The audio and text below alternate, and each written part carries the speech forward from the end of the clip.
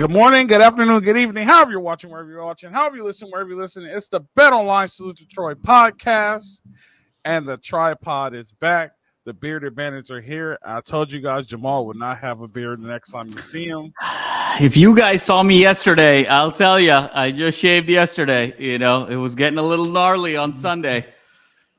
I think, you know what I think it is? I think, Jamal, it's the itch that gets you. Once you get It's totally the itch that gets me. I'll tell you, it also, like, when it gets a little, like, scratchy, like, above the corner of my lip, like, I don't enjoy food as much. I can't sleep as well. You know, I got to get rid of it, you know? I gotta power through. There's, like, a 5-day period where if I can power through, then, you know, I mean, I'm rolling deep, but I got to power through. Once you get past that stage, it's all good.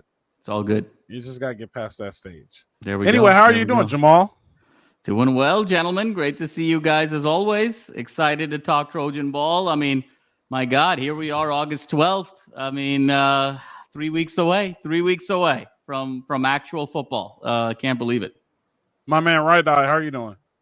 Doing good. We survived another earthquake today. So that was yeah. I meant to start the show. Nice, like we're here. Yeah. That was about as long as it too. So, but yeah, all good. Good to be with you guys. How was it? You were closest, Ryan, to the epicenter, you know, so how was it? You know, what'd you think? Yeah, I was like 2 miles from the epicenter. So wow. It was definitely I think it was only a 4.7, but it feels much bigger when you're on top of it. So it was the biggest one I felt. Only no real damage. A few things fell off the shelves, but luckily nothing more than that. But yeah, it's definitely the biggest one I felt in the 17 years I've lived here or whatever. Wow. Hey Ryan, nothing beats 93.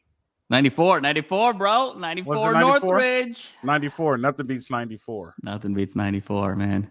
What a year, huh? 94. I mean, year of OJ trial and the earthquake. My God. I mean, it was quite the year. 94 was 94. I was in the car. I was driving to lunch, you know, and my car started bopping up and down, and there was a big rig behind me. So I thought it was like the vibration from the big rig, and I'm like, what's going on over here? And then I was stopped at a red light, and then then I started getting all these messages about the earthquake. I was like, man, that was an earthquake. Holy cow. Are you saying today you were doing that? Today. Oh, I was like, you weren't old enough to be driving in 94. No. I mean, Ryan, I was 10. You're not that old. Which in, for an Indian, you start, kind of steering around 7, so you start practicing on that auto rickshaw, so it's plausible. Good point. That's true.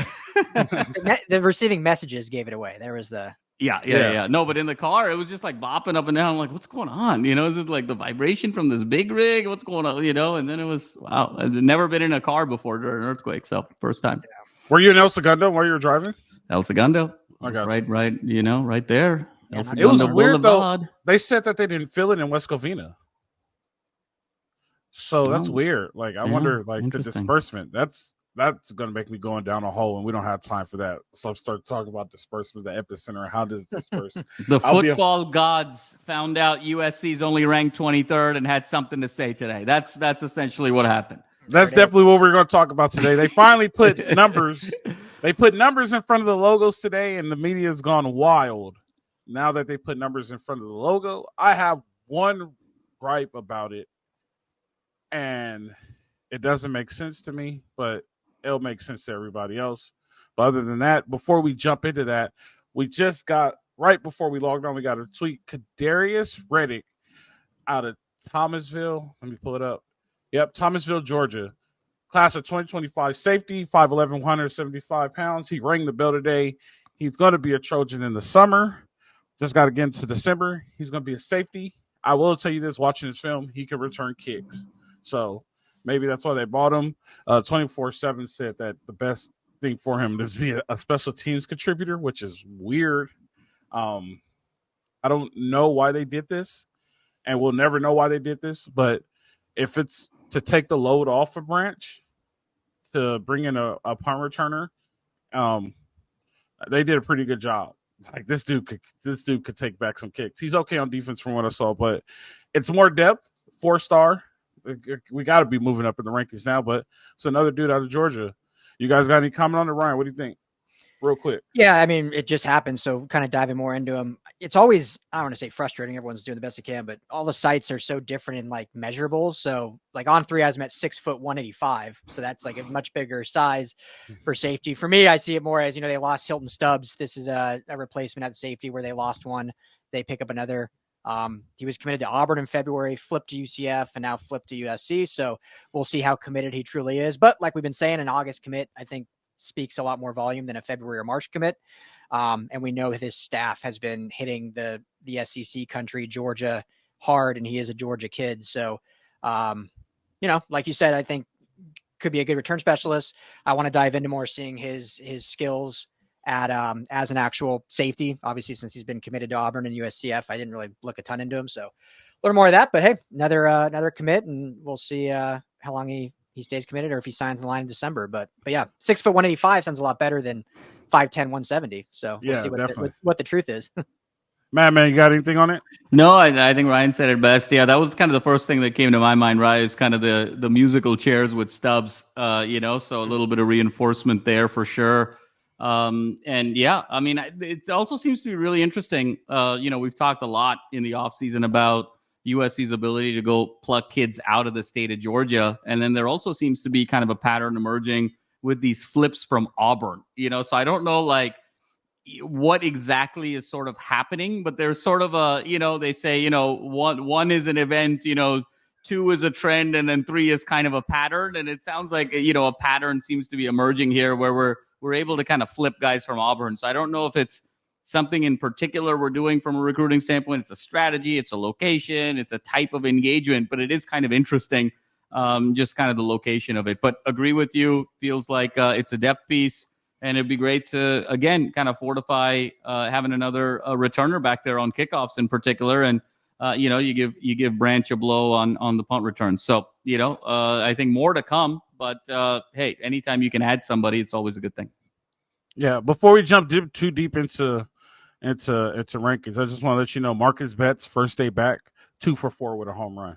Just let you guys know that he's not missing a beat. Mookie.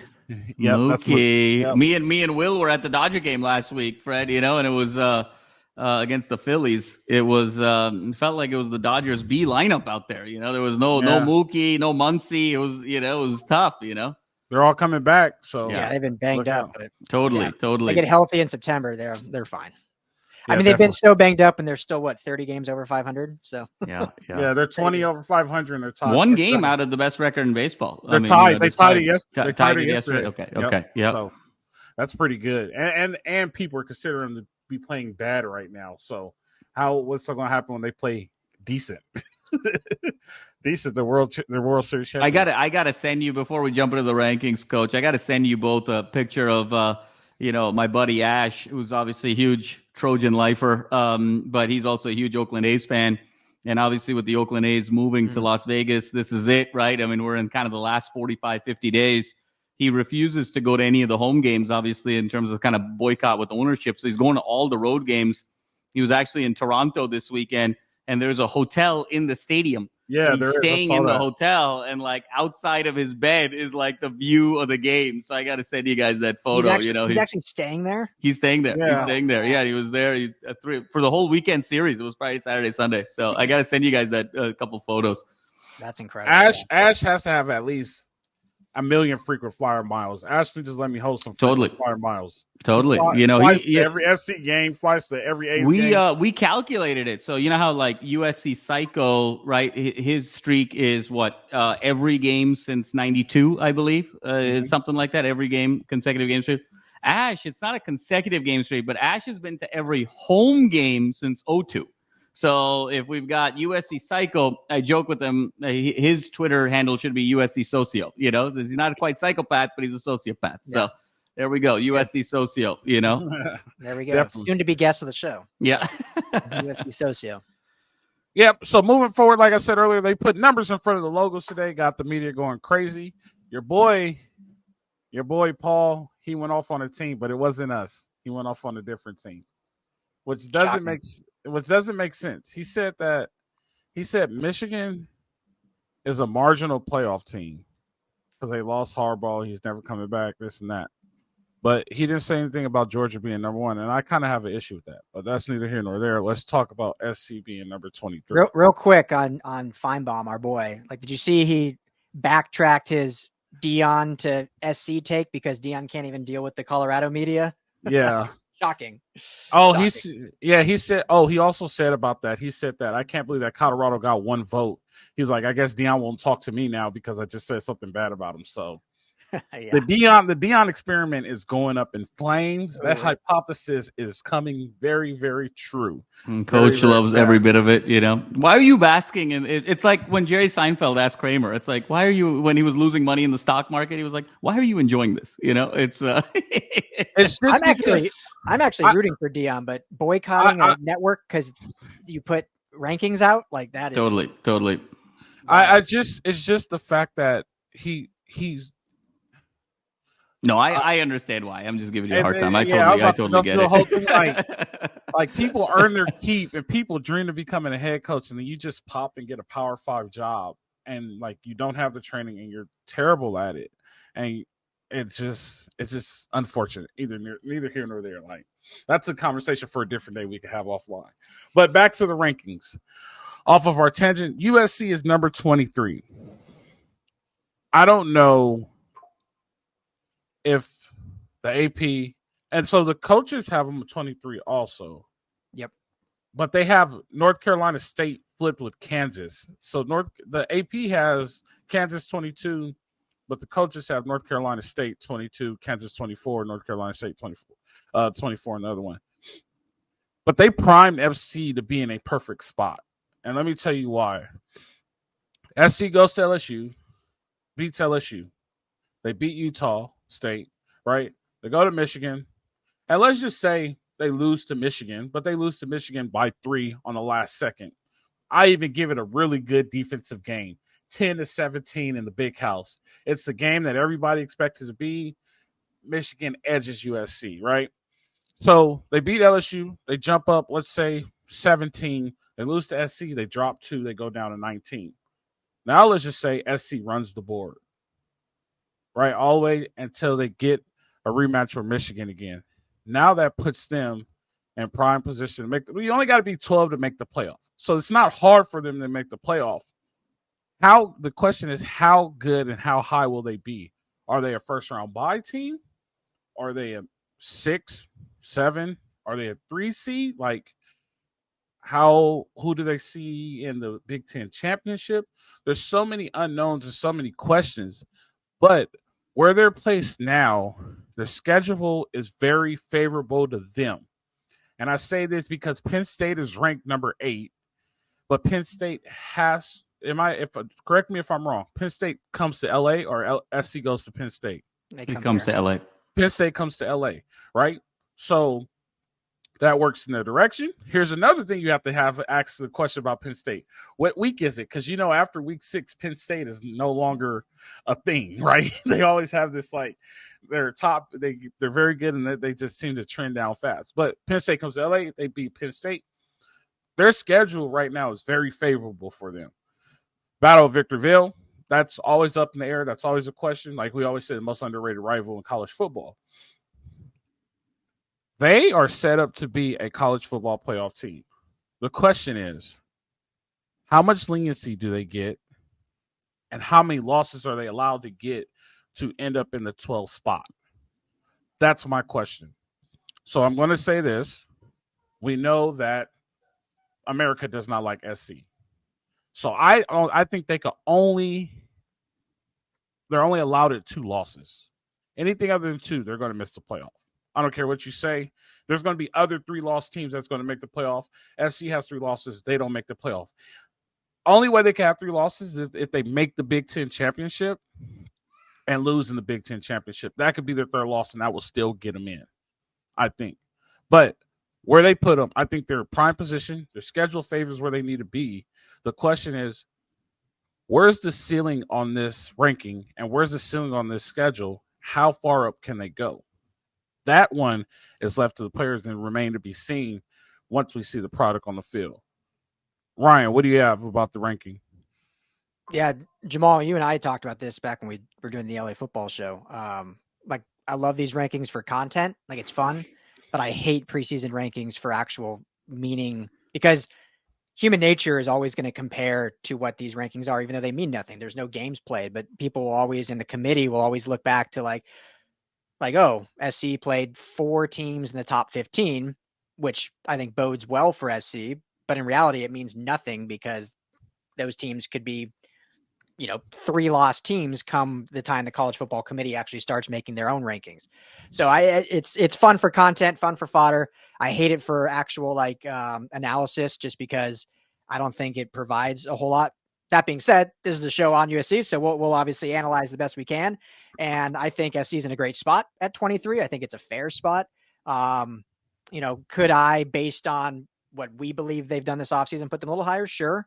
But I think 23 is very fair based on how our last season ended, and based on the unknowns going into this year, specifically at quarterback. And then, like you said, Coach, I think it's in a real formidable spot based on their schedule, because they play 4 top 15 teams entering the season. So you win even 2 of those 4. That looks pretty good, considering the lowest seed is a 13, the highest seed is a 7. And I believe, though, 2 are on the road, 2 are at home. Or 3 or 1. Yeah, depending on how you consider 1 on the LSU. road. Yeah. 2 at home. So, as long as you kind of split those, or if you can win 3 and 1, then they're in a real good spot heading into kind of that down stretch, where then they have, well, obviously Notre Dame is part of that down stretch, where they have UCLA, Notre Dame to kind of end the season, and Washington right before that. So, I think it's a good spot. It makes it a lot of fun kind of seeing where these teams stack up heading into the year. Man, go ahead.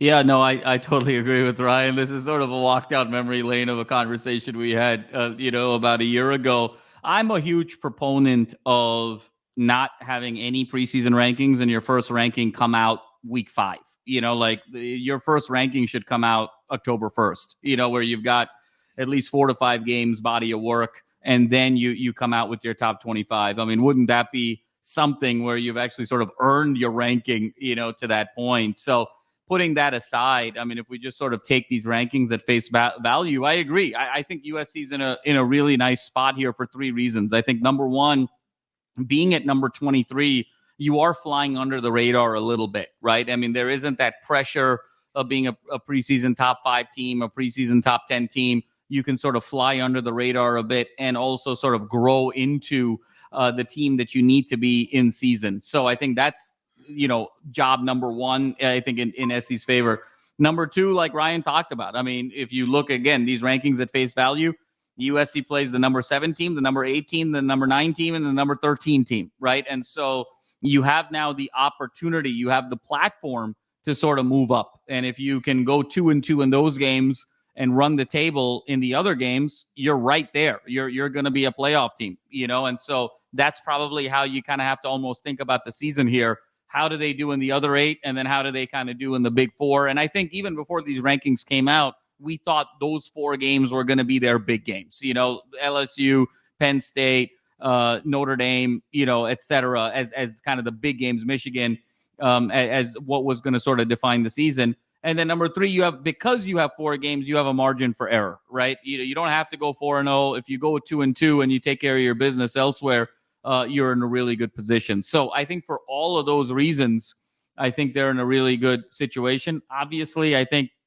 for the folks that are really upset about the preseason 23, really the 2 biggest factors that go into a preseason ranking is how you finished last year, and then what the perception is of your incoming recruiting class. Not your 25 class, what does the 24 roster look like? And so I think based on those 2 things, I think 23 is right about correct, because it was a team that finished 8-5 and lost the Heisman Trophy winner. Obviously, Miller Moss had that decorated debut, the 6 touchdowns in the Holiday Bowl. But if you really sort of break it down position by position, there's just a lot of question marks. I think we believe this team is going to far exceed expectations to what the national media thinks. But look, we've seen with Miller Moss, does it translate over a whole season? We saw Slovis blow up his first game. We saw JT Daniels blow up his first game. We saw Jackson Dart blow up his first game. None of those careers panned out the way we thought. So question 1 is, does Miller Moss's career sort of take on the trajectory of that first game? Question 2,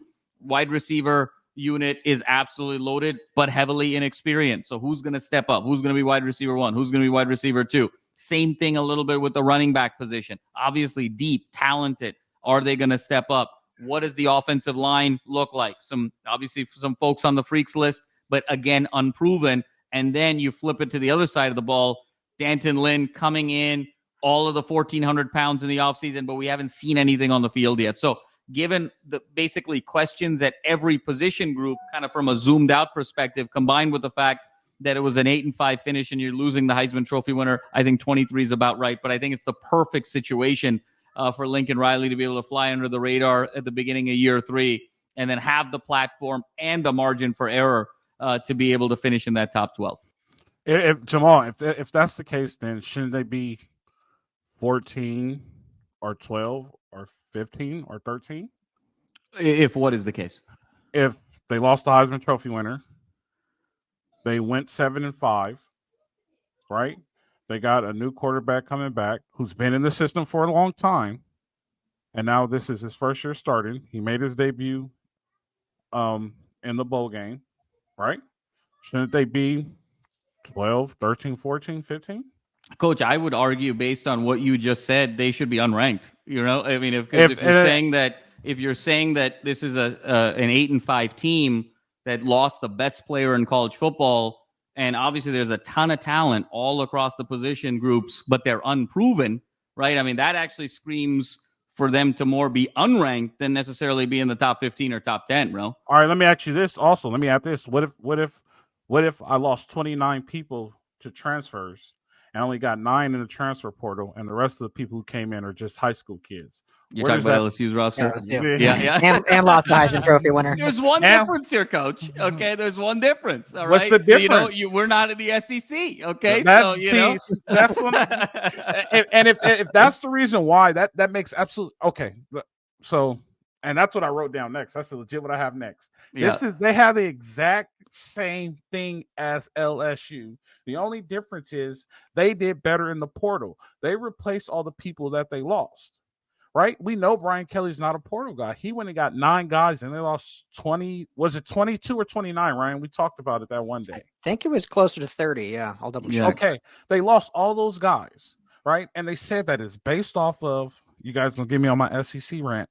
It says it's based off of what you did in the past season and what you have coming in. Totally. You have a mirror image of USC and you put this team at 13. There's no way you could tell me that your team is a number 13 team and you lost 20 guys. Let's say the 9 guys that you brought in replaces we'll say 29. So it's 27, yeah. Okay, so you lost what? You lost 19 guys, and you're telling me that they're a 13 team and it's the exact same thing as SC, same record, right? I don't know what LSU did in their bowl. Did they win their bowl game? Yeah, and they had 2 more wins last season. I think they were 10-3. Yeah, were they? Okay, they were. Okay, yeah. I apologize. They were 10-3, but you lost the Heisman. I mean, we've talked a lot, Coach. Like the similarities between these teams are kind of uncanny. Like quarterback situation. Coaches in year 3, replacing Heisman Trophy quarterback. Obviously, really great offensive minds. A lot of questions on defense. Yeah, LSU replaced coordinators. Absolutely. It's uncanny, I mean, they're mirror images of one another. But I think, Coach, to that point, I think there is a significant difference between going 10-3 and going 8-5. So I think for that reason, I think they deserve to be a few spots higher. But again, look, if 2 things. One is if SC wins that game, they probably go from 23 to 16. Okay, yes. If LSU wins that game, they probably stay at 13. Right. So in the end, the outcome of that game isn't going to materially change the ranking that much. And then number 2, I would argue if you are truly kind of a mirror image of your opponent, you want to be the lower ranked team because you're actually going to sort of get outsized credit if you win the game, right? I mean, it's going to look even better potentially on your resume. Again, Ryan, to our point, assuming these things hold up, which is a big assumption, but let's just sort of play that assumption world. You'd rather, if 2 teams are equally matched with each other and it was 13 against 23, you'd rather be 23 because it's going to be a higher quality win. You're going to accelerate up in the rankings faster. You're going to just generate this momentum right off the bat. than you would if you were the higher ranked team. So in that regard, I think it's all going to sort of correct itself. But in that way, I think USC is actually at an advantage. Yeah, and I like the flying on the radar thing too. That kind of works out well. But the only thing is, here's the only problem with SC could never fly under the radar. You know what I mean? Like, it's just they're USC. Like, if SC all of a sudden pops off 5-0, they're going to jump from 23 and they'll be outside of 10. They'll be like number 11. And they'll be like, oh, the Trojans are coming. You know what I mean? They beat Michigan. They beat LSU, blah, blah, blah, this and that. Their next big test is going to be Penn State. Like, compared to like Washington, which I'm surprised is not in the rankings, makes absolutely no sense. They hired their hire at head coach is just as good as the guy they left. And I told you guys this, I don't think you were on the show, Jamal, but I told Ryan this last year when I was like, Arizona's going to be ranked. And they finished the season ranked because Jed Fish is a really good coach. He's really good. He does a good job. And he's a Harbaugh guy. He was with Harbaugh. And for you to just pass it up, like, so if it was Washington at 23, they'll be able to fly below the radar the whole time because they don't get as much as national noise. I don't think SC could fly. SC pops off 5-0, they'll be outside the top 10. And all of a sudden they'll be talking, well, is SC back? You know, you'll start to get that narrative. Well, is SC back? Was SC back? I wanted to comment on another thing that you said. And I agree with you, but I don't think, what if you just had no rankings and you don't rank the teams until after the conference championships? You play your whole season. You play the whole season. You're not ranked, and you find out where you legit rank after the conference championship. How much intense will the games be? How much intense will the conference championships be? You know what I mean? Like, now at that point, like, every game matters now, but just think how much we may be a number one seed. Like, this game really matters. Like, you know, like I'm not a fan of rankings either. I legit think it's just a name in front of your team. That's all it is to me. I mean, sorry, a number in front of your team name. That's all it is to me. You got to show up and play still. Any given Saturday, right? Or Thursday, or Wednesday, or Tuesday if you play in the MAC. What were you going to say, Ryan? Oh, I was just going to say, I mean, there's already too much, and it's impossible not to, but there's already too much human bias in doing collective rankings. But if you do zero ranking till the end of the season, like, then it's just way too much human bias there. Because then there's, at least now there's something to go off of, like, once the official college football rankings, like, okay, a 10 beat a 12 or this or that. Whereas if you do nothing, you're literally like, well, they were just better. Like, I don't care if they have 3 losses. They're the better team. Like, look who they beat. Like, it doesn't matter. Yeah, I think it would be, I mean, it's a provocative point, Coach. It'd be wild. I would be totally wild. I'm absolutely with you there. But I think what would happen is, to Ryan's point, I think we would get biased even more to just sort of the 10 or 12 blue blood programs, you know, like, and especially when you talk about TV and prime time and Cinderellas and teams that perhaps, you know, haven't been perennial contenders that are one particular year. You know, those are the stories that I think make college football so special as well. And the ability to have kind of an upset, you know, if there's no ranking, you know, how do you determine whether something is an upset or not, right? And how do you actually sort of determine quality along the way? And so I do think that there's probably a happy medium there, Coach, to your point that, you know, I think in the first week in October, you could argue even mid-October, but at some point, you know, midway through the season that you roll out the rankings, but then you do kind of need a barometer to understand how far you are, how close you are, what is a marquee game to allow you to make those jumps.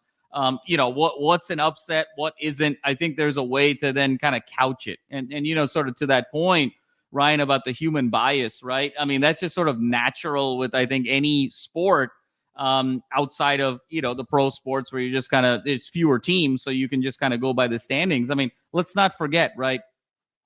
2003, the BCS. What was the BCS? That was a collection of 13 supercomputers. The algorithm was invented at MIT. There was no human intervention, and USC finished third. Okay, you know, in a year where they were considered, you know, the best team. So, you know, not having any human involvement clearly showed it doesn't work. And then sometimes having too much, there's sort of a bias element there as well. But I think you need I think just from a human nature perspective, Coach, we need to know where we stand, right? I mean, pick any sort of walk of life, whether it's sort of in your relationship, in your career, with your friends, with your hobbies. Like, where do I stand? I got to know where I stand. It would be a very uncomfortable world if there was no rankings, I think, in for 3 or 4 months in the college football season. But a wild thoughts for sure. Get comfortable being uncomfortable. And there you go. Boom. And I'm happy you brought that up, because I think that the bias was put on people, right? And I'll say it in this way. You brought up a very good point. The BCS, the computer determined who was the best team in the nation. The SC finished number 3. Well, if it's an algorithm, how does SC finish number 3? And everybody was saying they're the best team in the nation. Who's putting that information into the computer, right?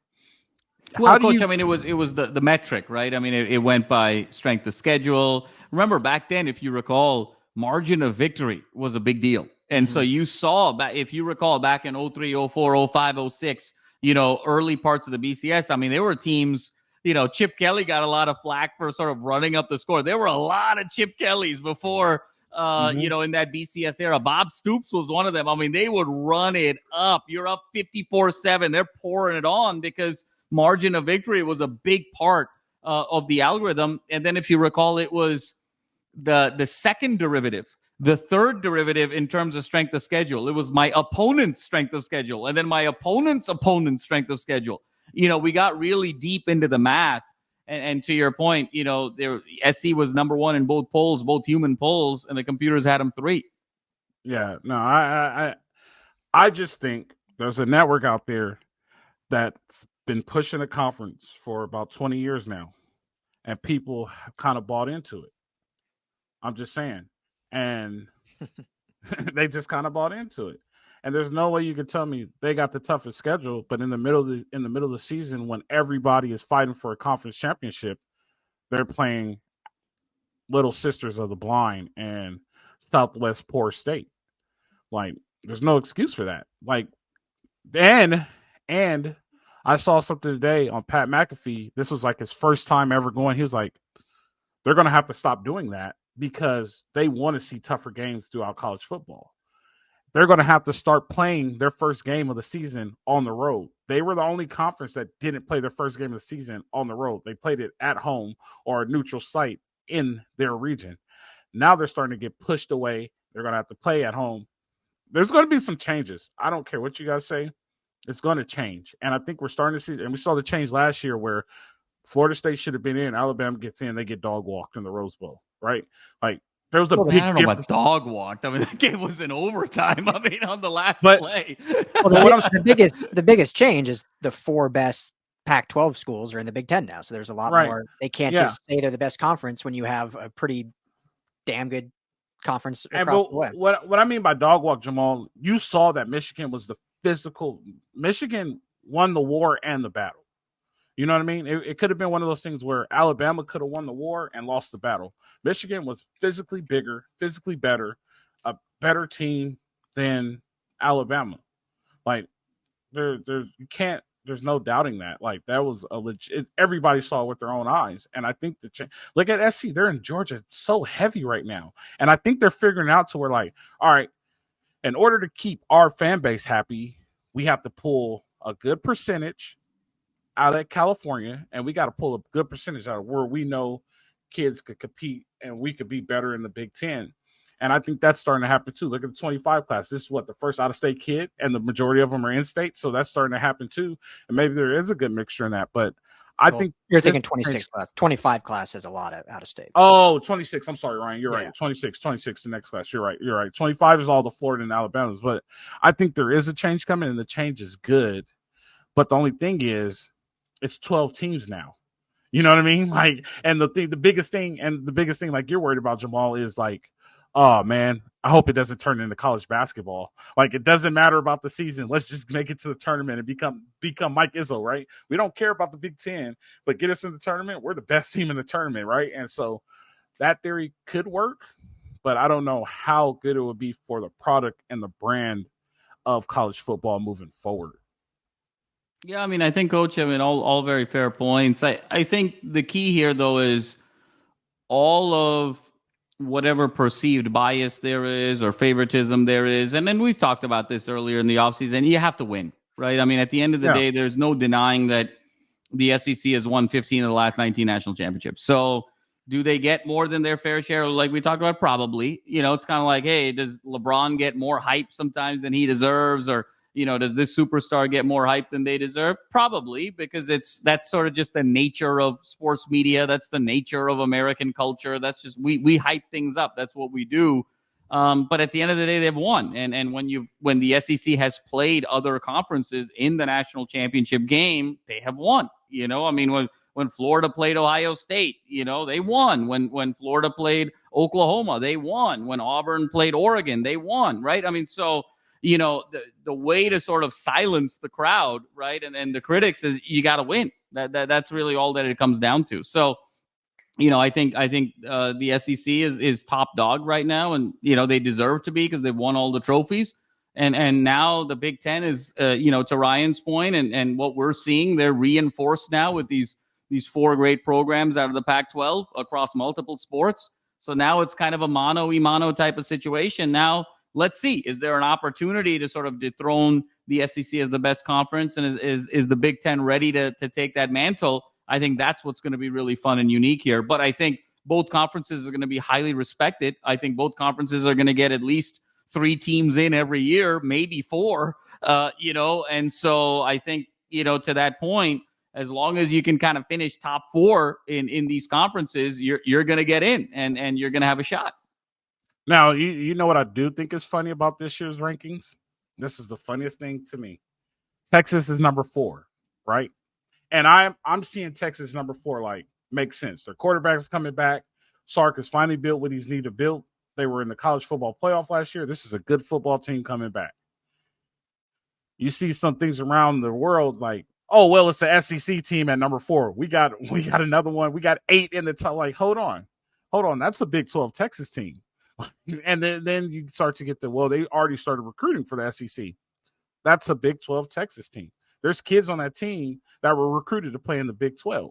Like, it's funny how all of a sudden Texas gets so much love now that they're in the SEC compared to if this was a year ago and they were the number 14. They're like, well, how is Texas number 4? Why is Texas number 4? You don't have to comment on it. I just think that's a really funny thing to me, like how all of a sudden a flip of a conference just changes the whole Coach, perspective of Texas. And as Ryan, they deserve to be there, though. They were in the playoff last year, so yeah, I think the fact that they were in the playoff, I would say Texas is number 4.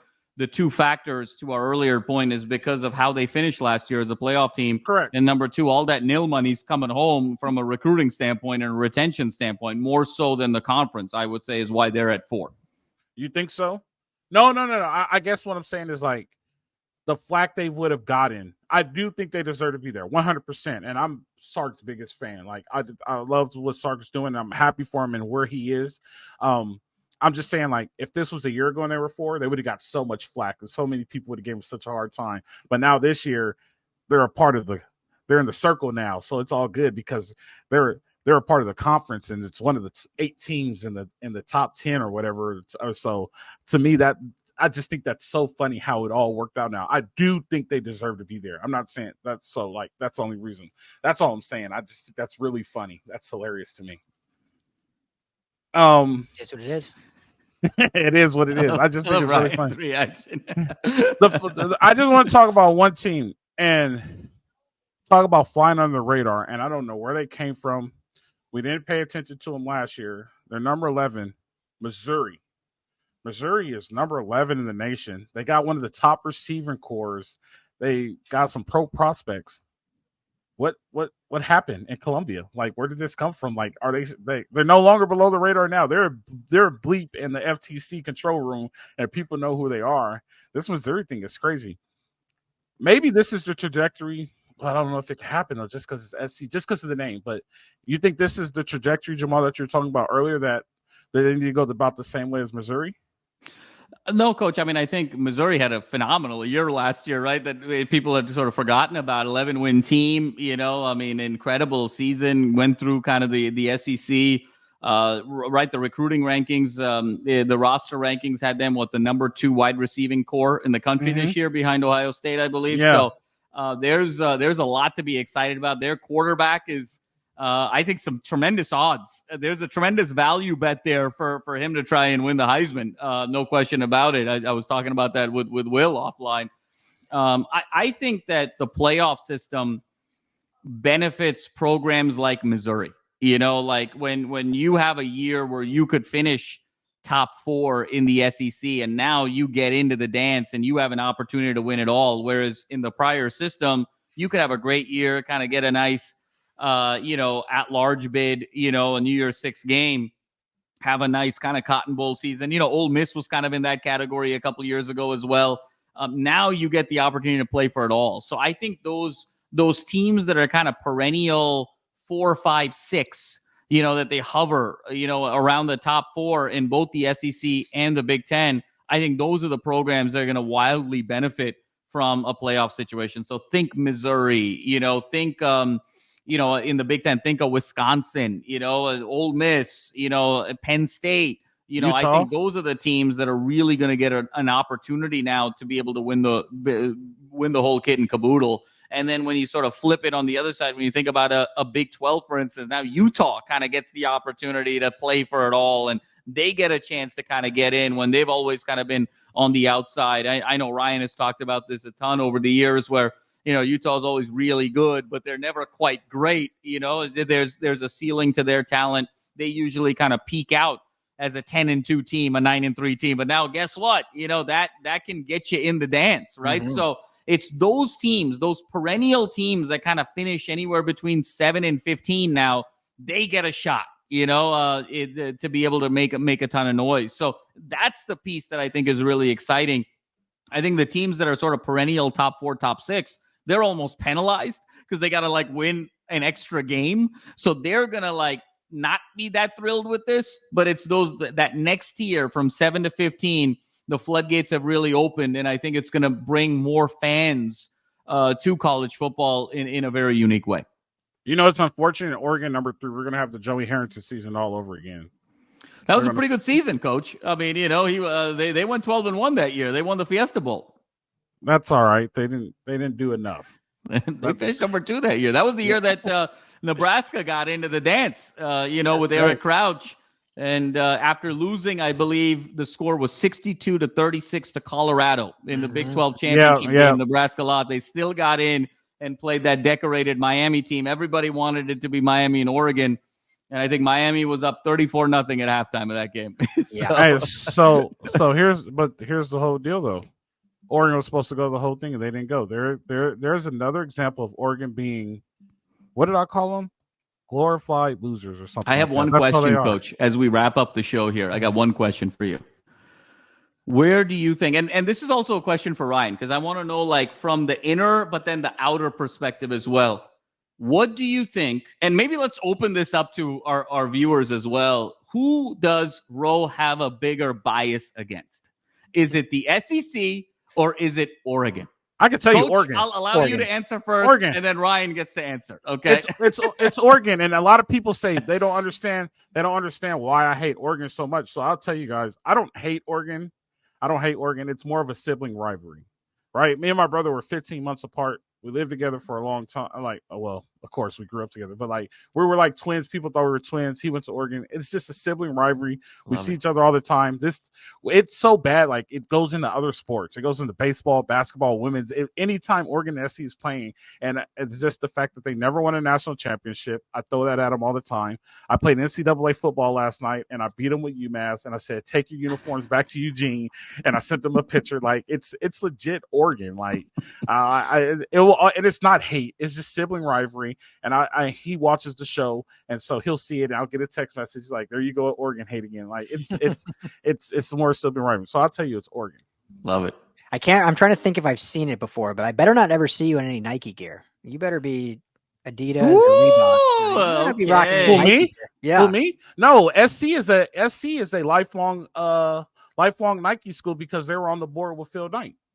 Yeah, that's true. Yeah, but let's be real, Coach. There's only one Nike school, okay? Yeah. And everybody else is just sort of along for the ride, okay? All right, real quick. Nike pays SC to use their brand, but there's one Nike school. There's one Nike school. Nike was invented at one school. Yeah, that's true. So... One more thing, and then we'll talk about it. We'll cliffhanger this. But here's the best thing about the college football. This is one thing that's going to eliminate it. If you're a top 12 team and you have a top prospect for the NFL draft, he's going to play in the next game. He's no longer going to sit out. That means you're going to see a lot more NFL prospects in bowl games now. They no longer sit out of bowl games because the goal is the national championship. That's where, if the NCAA use their mind like this on other things, this will be a great organization, but they refuse to do it. That's why they're on the brink of extinction. 5 years, this won't even be here. We'll be trying to figure out how these independent teams are going to have a championship. That's all I have. You guys can take it however you want to take it, but that's just what I think about it. Yeah, but it'll be good. But I appreciate you guys. That was a good one. The number 23 Trojans are getting ready to play the Tigers. We'll be getting ready to talk about that pretty soon. We have a guest on our next show, LSU beat writer. We have a guest on our next show, LSU beat writer. That would be fun. I have a lot of questions. Did you know that SC? Did you know that SC's record against LSU is like way above 500? Just joking, but no, it is though. I just looked it up before the show. When was the last time SC played LSU? I don't remember, but USC is 1-0 versus LSU. Love that. Like, the game was probably in 1942. Yeah, it probably was. And did you know that USC made the SEC? And anybody who wants to argue that, I dare you to argue that, because there's history behind that. USC made the SEC. So without USC, there will be no SEC today. I appreciate you guys coming on the show. I appreciate all the fans. Guys, it'll be fun. We'll have a LSU beat writer on Thursday. We can't wait to have that happen. You guys know. Thank you guys for watching. It's the Bet Online Salute Detroit podcast. You guys know how it goes. Live free, fight on.